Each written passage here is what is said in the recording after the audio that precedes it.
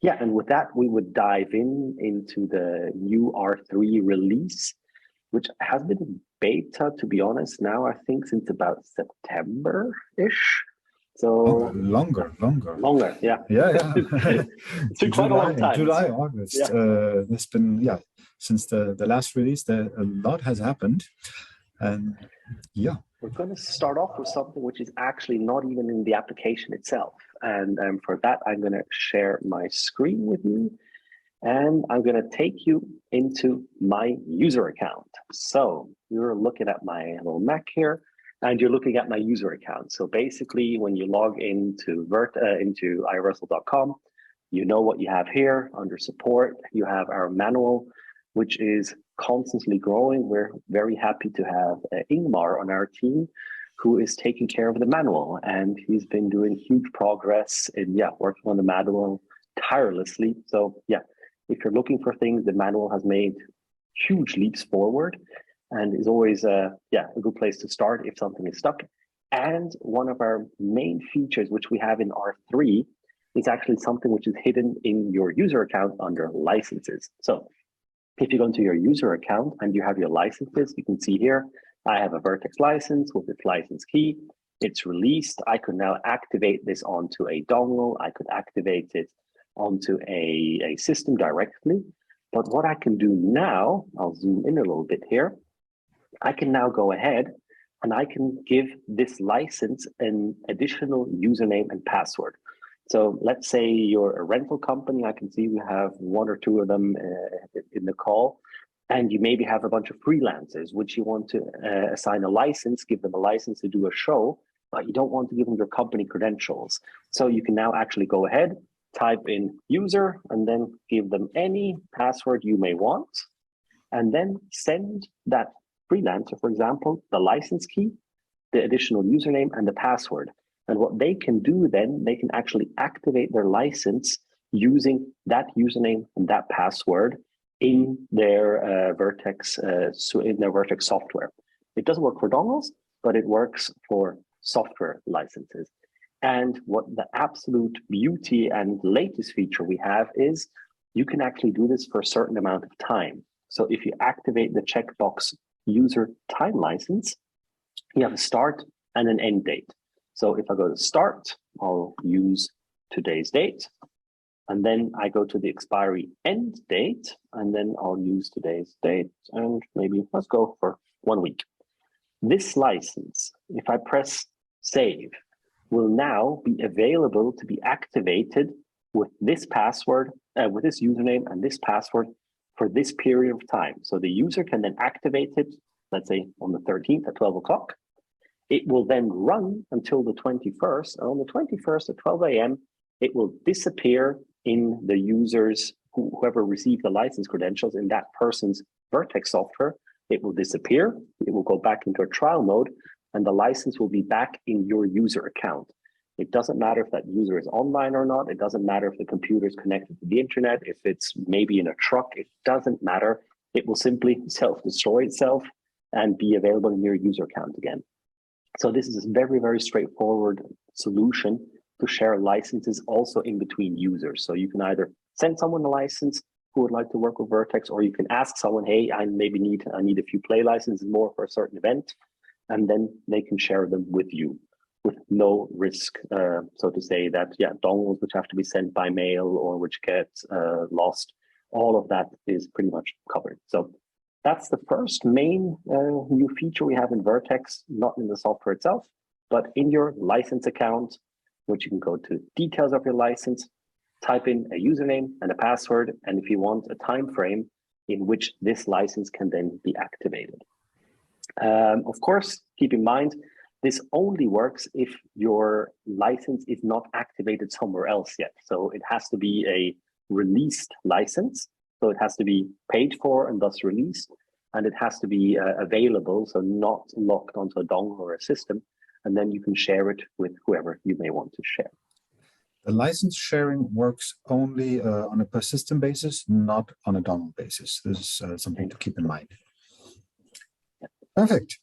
Yeah, then I'll take over and I'll jump right into Vertex since there's so much stuff we've done. And Yeah, I think I'll just start off with one of the key features that we have. And let me just quickly hide my meeting controls here.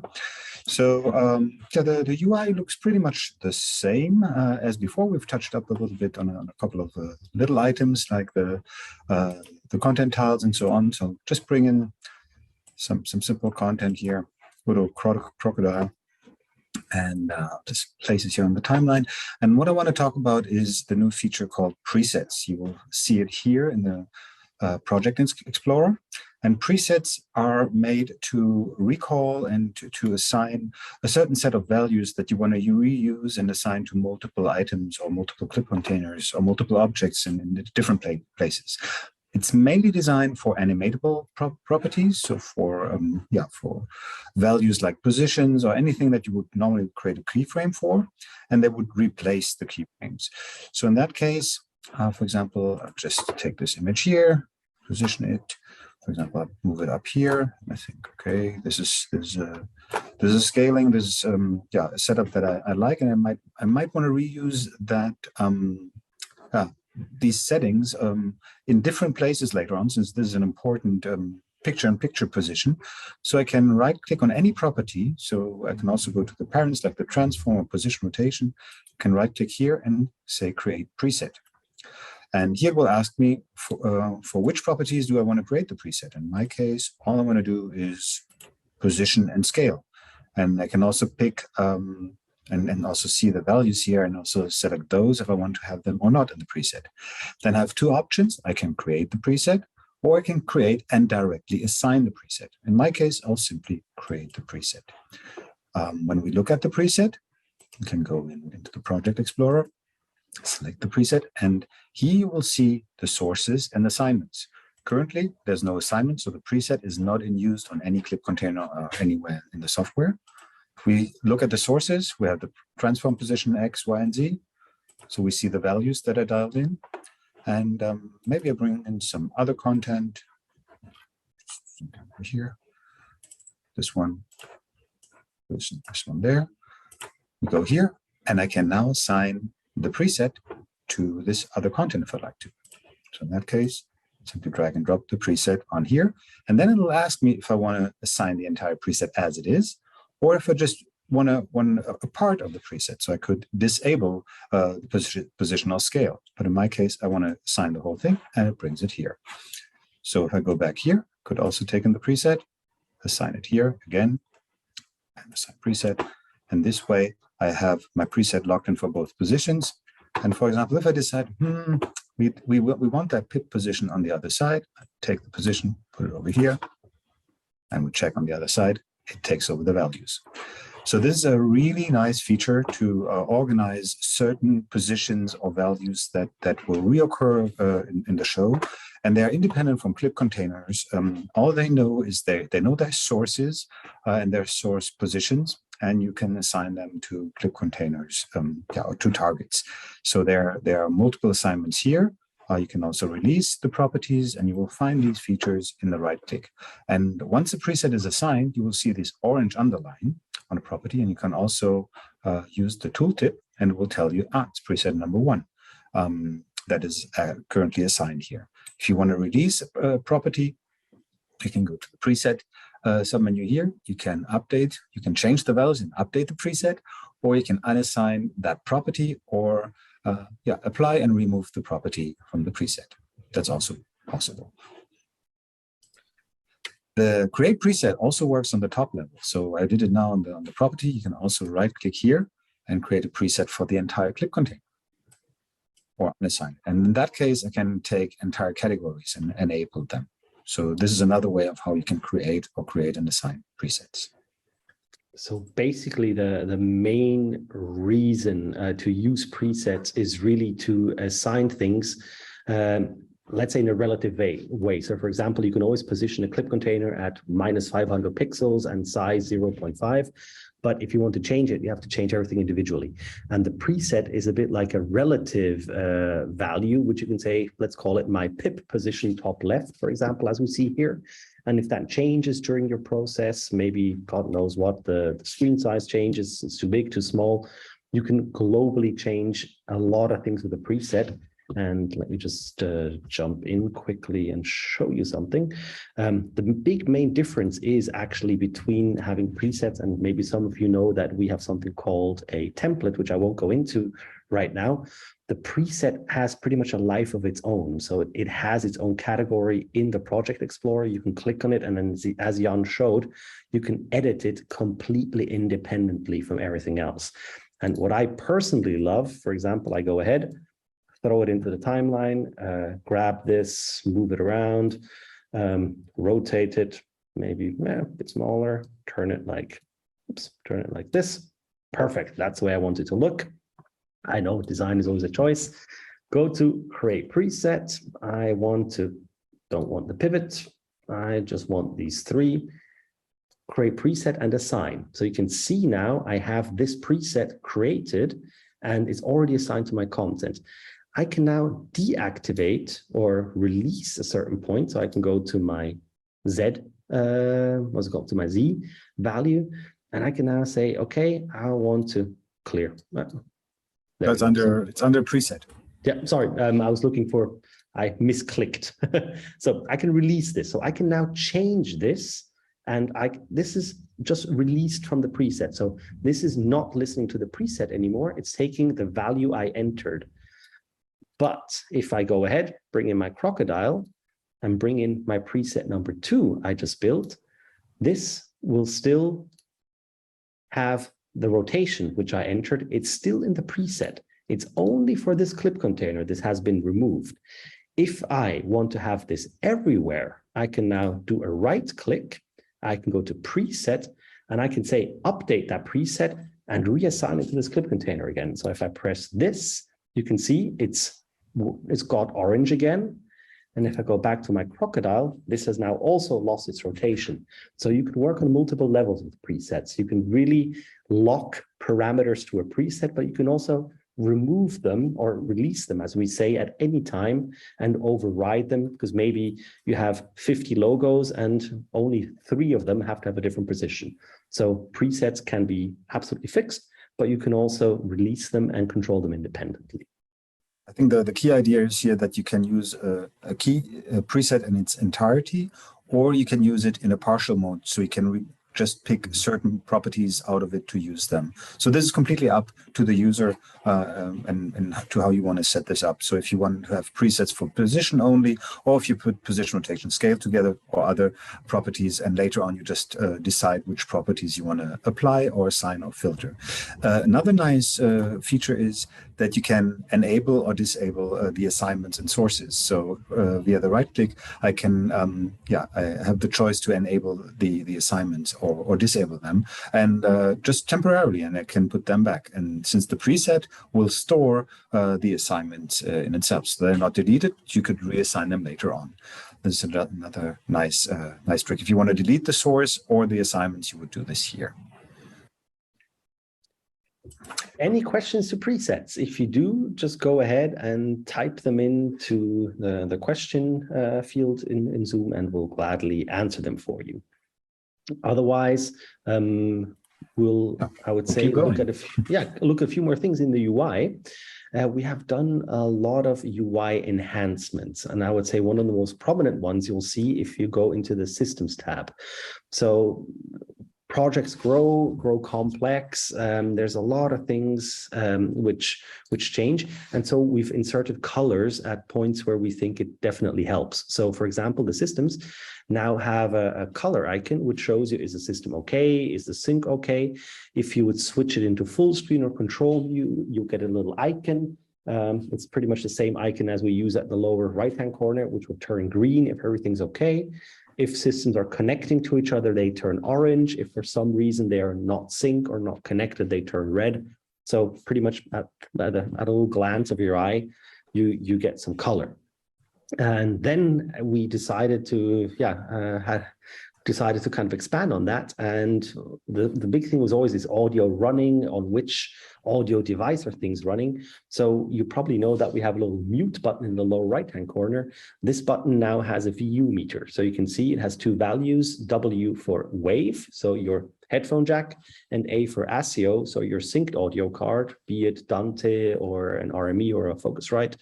And this then allows you to pretty much monitor, am I outputting audio or not? Definitely helps on all those talks with the audio department to make sure, that things are running. Yeah, that's Jan just showing how the connectivity of the systems work. Turned orange during connection, turned red now as the sync is, and pretty much the systems are syncing each other. And as soon as the clock is synchronized in both systems, it will turn green. And you can see the full screen icon. Did I miss anything on that, Jan? Yeah, these are the news on here. I don't know if the filtering and also the standard, advanced, and all filtering has been refined on all levels, so that there's not too much noise anymore in both standard and advanced modes. And there's a couple of properties that you really don't need every day. The other thing you can do, we added that you can type directly once your focus is in the inspector. So if I'm looking for topmost, I can start typing directly and filter it. Another nice feature that is a lot of people don't know, you have the last selections down here in the inspectors that you can move back and forth through your selections, like a kind of a selection history. So if you want to compare things and move backwards and forwards between them, you can also use these little keys here to navigate through these selections. And this is really handy when programming and switching a lot of objects around and searching for items. Another thing that is in the inspector is one of these hidden little features is when you have a multi-selection and you just want to compare certain values. For example, what I often do if I have multiple systems and I want to see, for example, just the average FPS, so I can right-click it and extract properties. So this allows me to compare both. So if I have a multi-selection of two systems, and it allows me to basically see side by side this exact property of the two systems. And this applies to anything you have in the inspector. You can always return to selected items, and you're back in the normal inspector view. So these are little tricks to improve the workflow, and yeah, we've added quite a few. Otherwise, we have a large field which is new regarding keyframes and animations, but as Jan is talking about little nice tricks, I would jump in and show something I have to admit makes life so much easier on production. If we're honest, 99% of all media server productions, let me just build something simple here, consist of having an object which fades in and fades out, fades in and fades out. And as most of you know, we used to have an auto keyframe fade, which you could do a right click and it would have built keyframes for you. Still there. The fade in is still there, yeah, for the fade in and the fade out.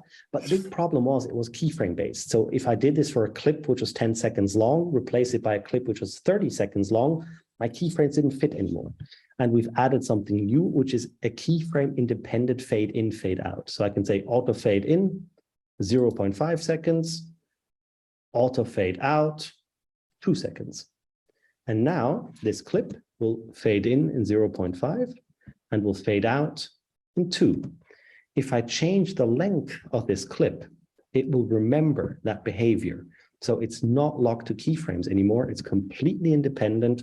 It only looks at the beginning, at the end of the clip, regardless of the length.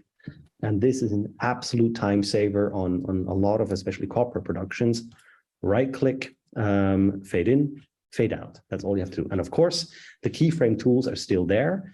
And yeah, we're especially proud to show you what can be done on the keyframes now, which, yeah, we've had some major changes. I'll show that. But before I dive into that, I'd like to mention that the fade in and out settings are part of the clip container now, and you find them in the main category down here, yes. Fade in and out. So your 0.5 second was translated to 13 frames based on the FPS of the sequence where we're in. And the 2 seconds is, of course, 2 seconds.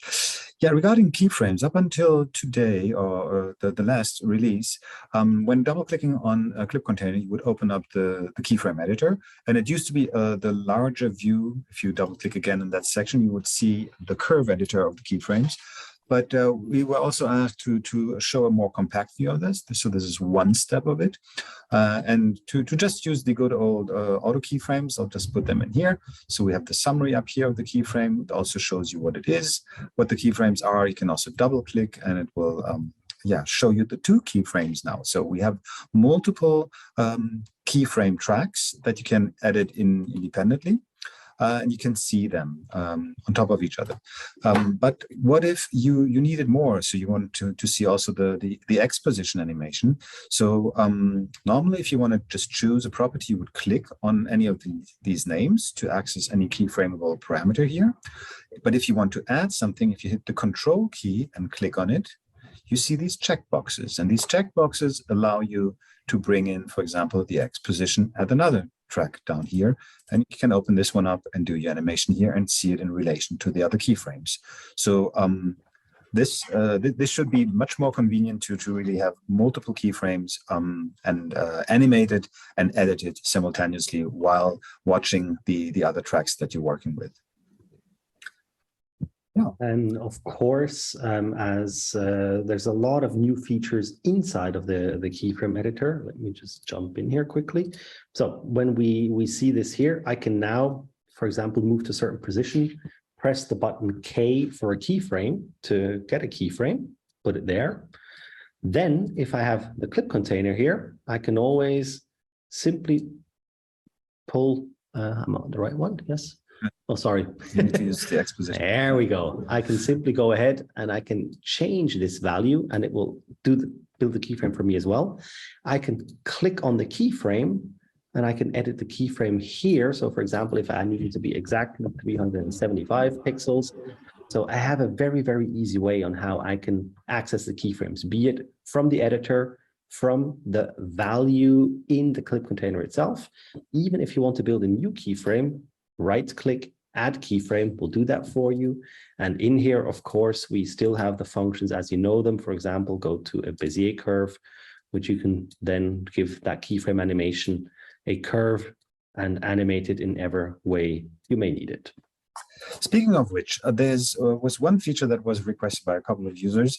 We used to have this global scale parameter here, which was a composite of these three values. But what you just did is you changed that scale value, and this has now become a new separate global scale parameter, which can be found under transform, scale, global scale. So if you use global scale, so you can keep your aspect ratio set up with X and Y setting, and the global scale is maybe just the one that you want to animate. So you don't have to animate X and Y separately together, which was a little bit cumbersome to do it one by one. Now the scale global should make the animations of scaling much easier. Yeah, that's, I would say, the things regarding the keyframe editor. And yeah, we're curious to hear how that hopefully makes your life easier, especially on those productions where you have multiple keyframe tracks which you have to work with and have to align things. And speaking of which, we of course see streaming still being there and still productions being integrated with a lot of streaming.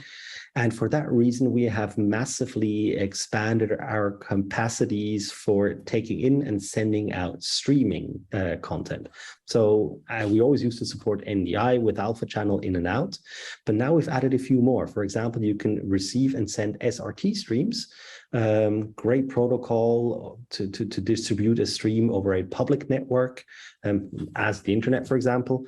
RTMP streams, which are the classic ones used by Vimeo, YouTube, or RTMP, RTSP, UDP, and you can also do a render to disk, render to file, which you can go ahead and render a timeline as it is running onto your hard drive. It will even record the video inputs for you. So yeah, useful for recording rehearsals or getting yourself a backup of the show. And yeah, what's quite interesting as well with RTMP streams, we don't only have an output for an RTMP stream, you can also go ahead and you can use an RTMP stream as an input.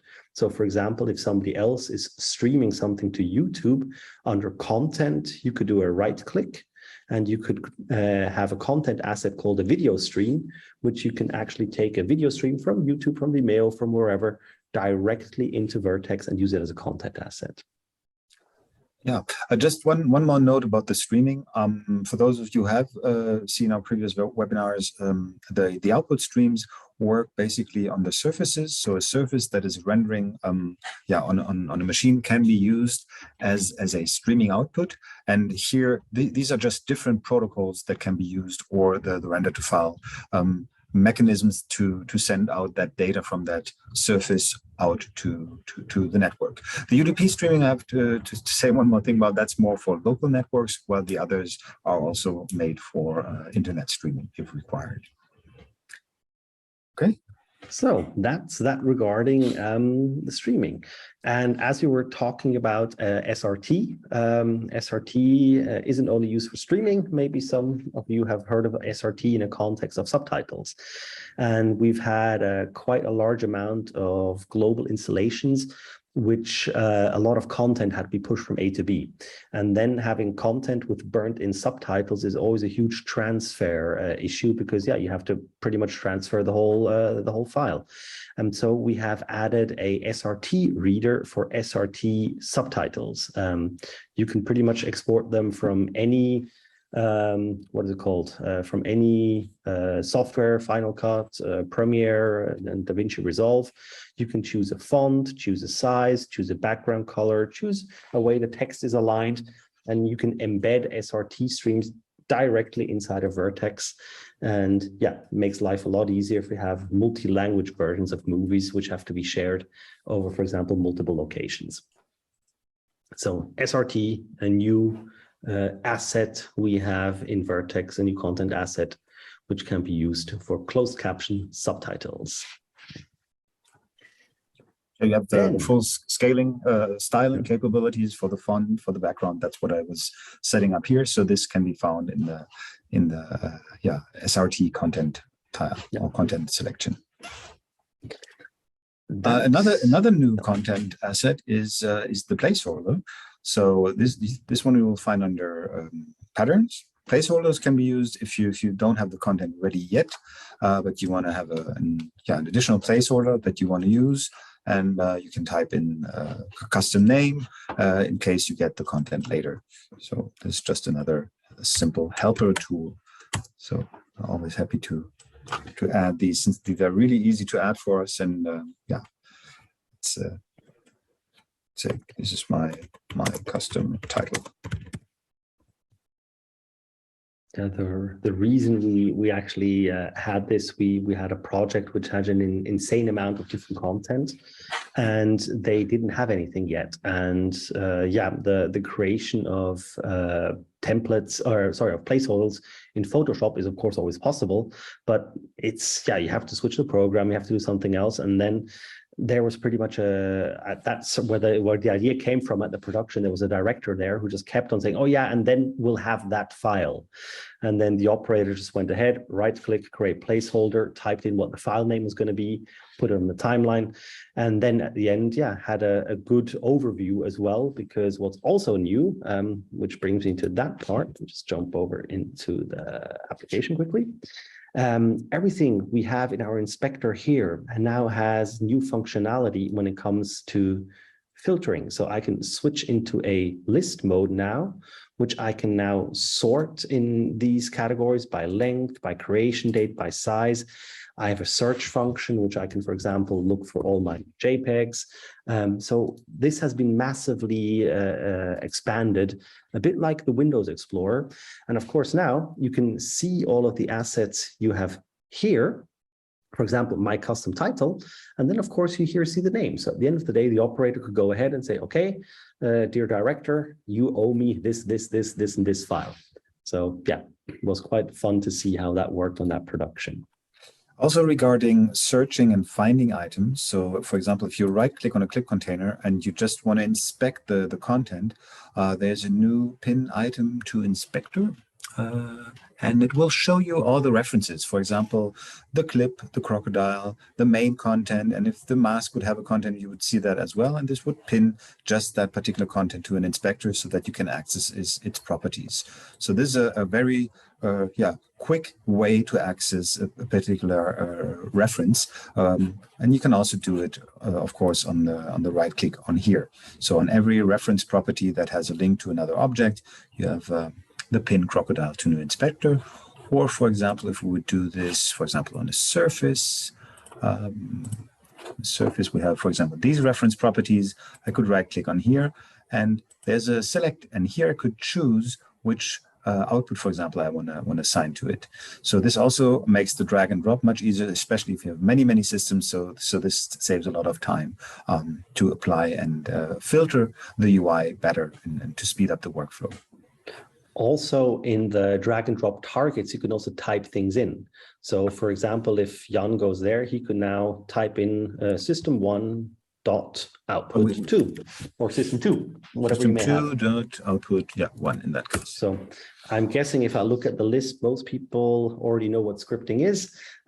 It's the same logic. As soon as you press a dot, it will give you the selection or a recommendation of what the next thing is the auto completion. So now you can not only use these drag and drop targets as drag and drop targets, but you can right click and have a selection which you want to use, or you can just type in whatever you want to access. Makes life a lot faster as well.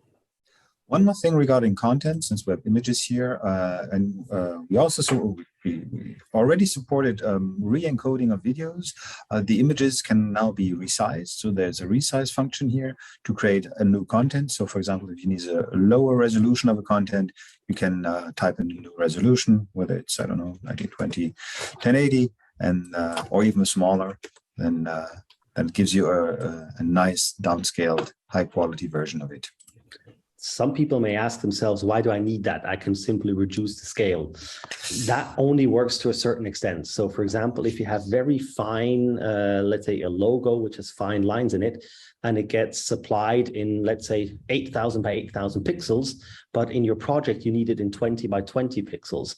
That's going to look a mess because a real-time engine has a real-time optimized scaling for that. For example, a program like Photoshop, which has time to process it, has much better ways to downscale images. And that's a completely different workflow in a program like Photoshop than it is in a real-time engine. And for that reason, we have that separate process, that resize, which takes some calculation time, maybe a few milliseconds, but then it really generates an image in that resolution for you and will lead to massively better quality, especially if you're covering large distances. So if you're scaling something by 10%, you're never going to see it. If you're scaling something by 800%, you are going to see it. So that's to keep in mind. When does it make sense to use that functionality? Also speaking about dealing with color and working with content, we added a few more properties to the clip containers. So let's see. Yeah, I find them. I'm in advanced mode already. So we have, beside the color correction and the parameters we had already, there's a new color mixing parameter or drop down that you can dial in, and there's different color mix mode in how you can tint or colorize your content. So just use a multiply here and turn it on. So, and this can also be used now. So if you just want to have color mixing or tinting requirements for your content.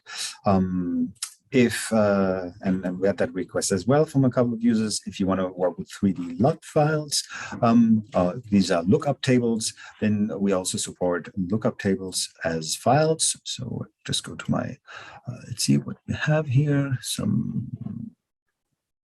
LUTs. Am I blind? It's probably here. There we go. Some free samples that I downloaded off the internet. And there's plenty of them around. So what Urban Cowboy, that sounds great. So let's see what that one does. And I can drag and drop that one over here. And it will, let's see, yeah, change the color. And can also dial in the amount of the lookup table and also do a comparison. So before, after, so to get an idea of what the color lookup change looks like. one thing we just jumped over, but which is actually quite useful. And when Jan was changing the color mixing, I'm just going to jump into there. He went ahead, opened our famous, what's it called? Our color picker. And what you can see here, there's been added a little eyedropper. So now you can eyedrop anything in your UI to get the color you need. This works for the keyers, for every color control we have the little eyedropper tool. Just click on it and you can sample any color in the application you like. One of those hidden things. There's quite a few, yeah. Yeah. Okay. Then I would say one part which is unfortunately very hard to show in a Zoom call, which you'll have to experience for yourselves, but is for us really a next level. We have done a lot of work on the render engine, on the way we process files and the way we process frames, and have been able to have a massive boost in performance, especially when it comes to Notch LC and to HAP playback. We're curious to hear your results, how much more performance you're getting, but it's substantial. In some certain file constellations, we have seen up to double the performance, which was possible on systems. So the story behind it, maybe somebody has seen it before. There used to be something called a HAP high performance and not HAP and Notch LC high performance mode, which was hitting in the settings. And that's something we have been working on for, I think, over half a year in the background, always testing on certain projects which were on the edge of performance boundaries. And that work has now pretty much is carrying its fruits and has now become the new default. So everything you do with HAP and Notch LC inside of Vertex is now running through our new file reader pipeline, so to speak, which makes that part of the application with a much higher performance. Yeah, and another part of the application that gains a lot of view cycles and also performance is the audio engine. Since we still recommend on larger projects when you have like 8 or 16 channels or more, if possible, to run the audio on a separate playout system. But all these improvements that we made freed up a lot of the CPU pressure and work that is going on, so that the audio engine has much more room to breathe and work, so it doesn't get interrupted by other processes. This one will benefit as well, definitely, and we've seen and heard that already. And yeah, one more point, which also was massively improved over the last few weeks, is the loading of projects. So as we have grown as a company, our projects, our clients do have grown, and we've had people with thousands of clip containers in their projects, dozens of systems, and the project files could grow very large and could take a long time to load. And there's been a lot of optimization happening under the hood, which now leads to massively faster loading of projects and project files in sessions. So if you maybe connecting 10 session members, that's going to be massively faster. We've seen up to 3 times the speed on certain projects of how systems connect to each other.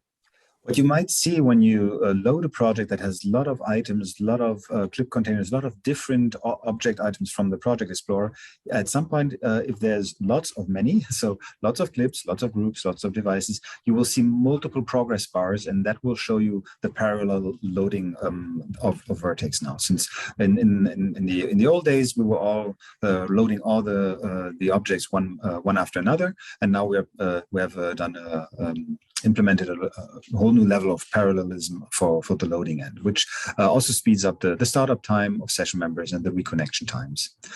Another thing that got improved, the video file transfer, so the content transfer, has always been pretty fast. But we discovered on 2 projects where a couple of hundreds, if not thousands of images were used, that the images were still a little bit slower. So there was a lot of file readers and writers floating around that were slowing down the content transfer just of images. It sounds silly, but it's since Vertex tries to do as much as possible and as fast as possible, there was a bottleneck there. This one got resolved and speed up as well. So now if you're loading lots of images, it's not a problem anymore. It's much faster, same speed as the video transfer to other systems.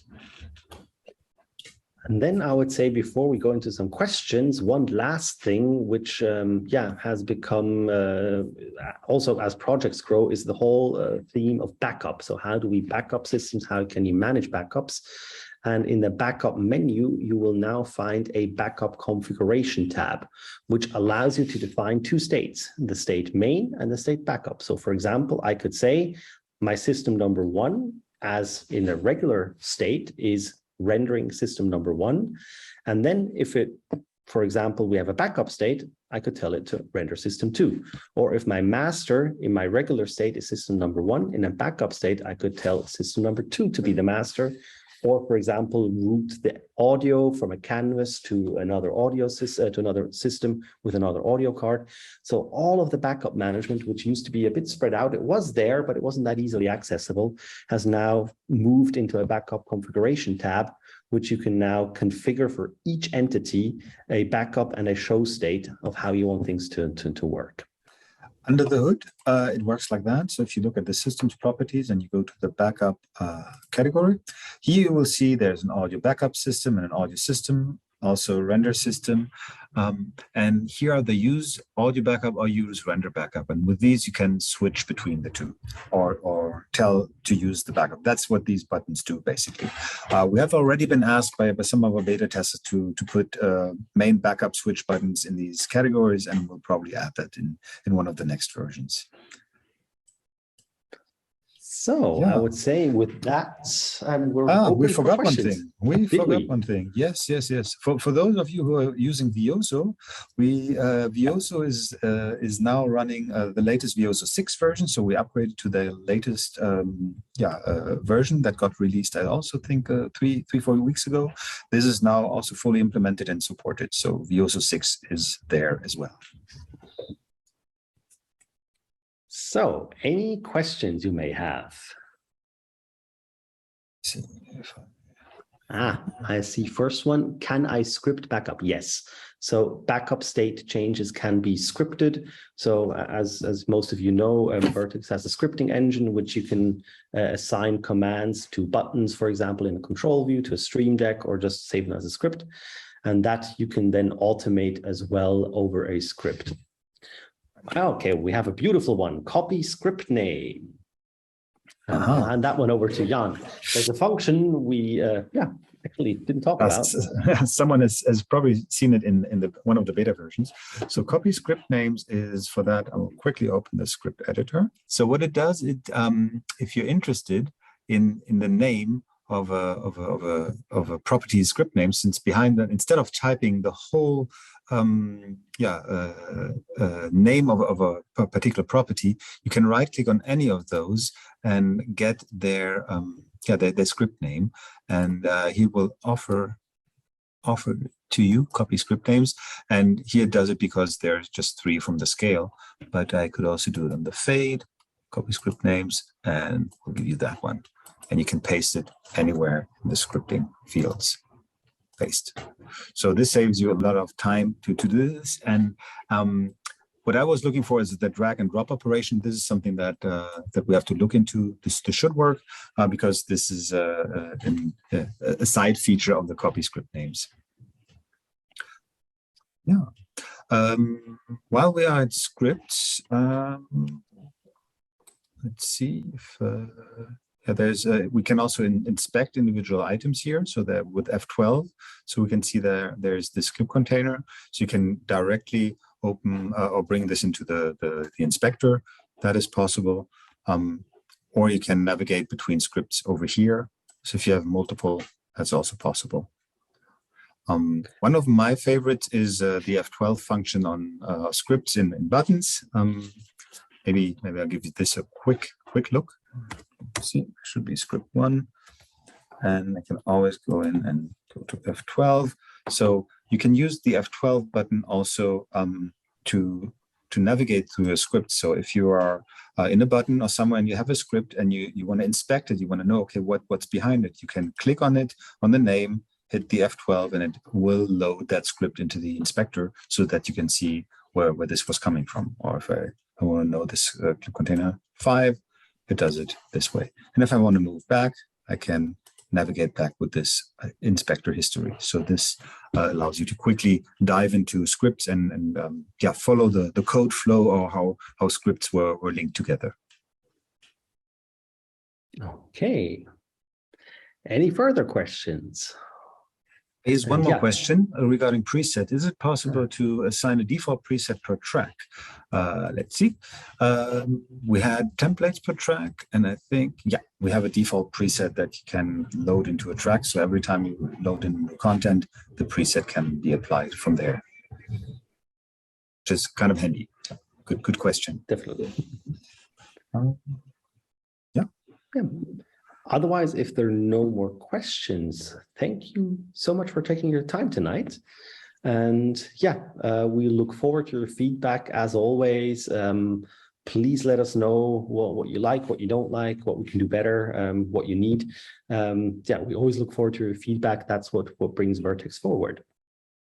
And thank you so much for all the inputs you have given us over the time. And we look forward to exciting new features to come. In that case, everyone, have a great evening, and thanks you so much for taking the time. Thank you. Bye-bye.